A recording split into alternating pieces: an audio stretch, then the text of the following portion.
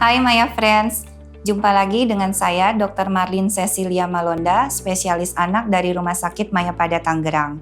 Hari ini kita akan membahas tentang penyakit campak pada anak.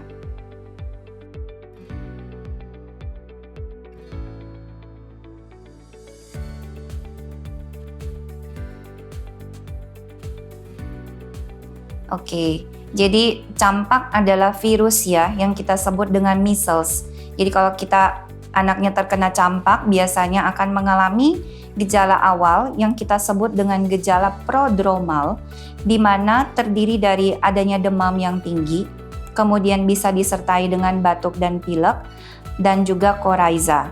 Ya, kemudian pada anak yang lebih besar atau pada orang dewasa biasanya mengeluhkan dengan adanya nyeri pada persendian. Kemudian pada anak juga, pada saat terkena campak yang harus kita perhatikan adalah komplikasi daripada virus campak tersebut. Bisa terjadi pada orang dewasa, terutama pada orang dewasa yang waktu usia kecilnya dia belum pernah terinfeksi virus campak tersebut ataupun tidak pernah menerima vaksin campak sebelumnya.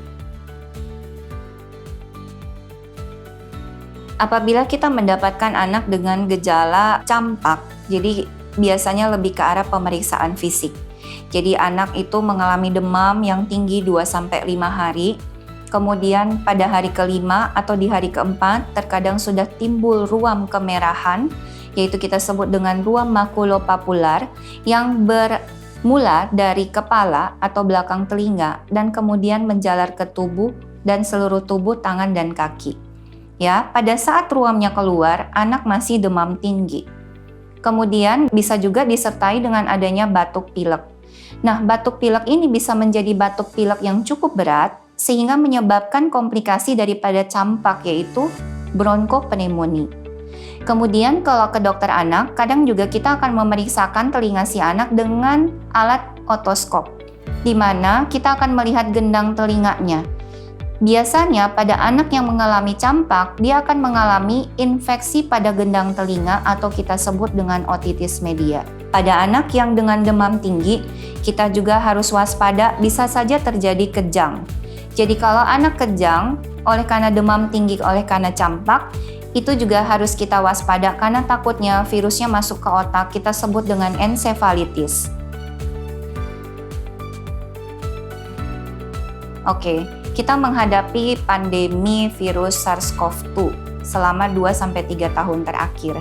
Itu menyebabkan cakupan imunisasi di seluruh Indonesia itu sangat turun. Oleh karena itu, apabila kita mengalami KLB kembali, ya itu disebabkan oleh cakupan imunisasi yang turun selama 2-3 tahun terakhir. Oleh karena itu, saya mengingatkan kepada Maya Friends, pada parents di sini untuk kembali melihat buku imunisasi anak Anda dan periksakan apakah sudah pernah mendapatkan vaksin campak atau vaksin campak rubella atau campak rubella dan gondongan. Jadi vaksin campak rubella MR dan campak rubella gondongan dalam satu suntikan kita bilang dengan MMR.